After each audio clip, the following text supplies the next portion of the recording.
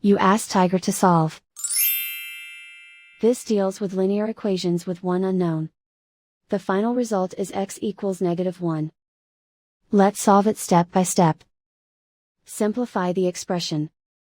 Group like terms. Simplify the arithmetic.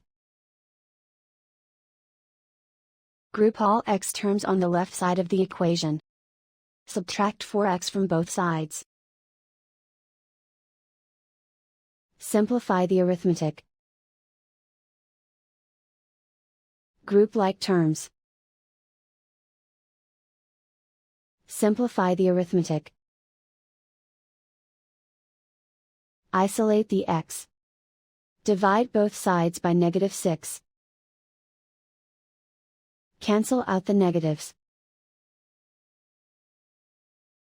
Simplify the fraction. Move the negative sign from the denominator to the numerator. Simplify the fraction.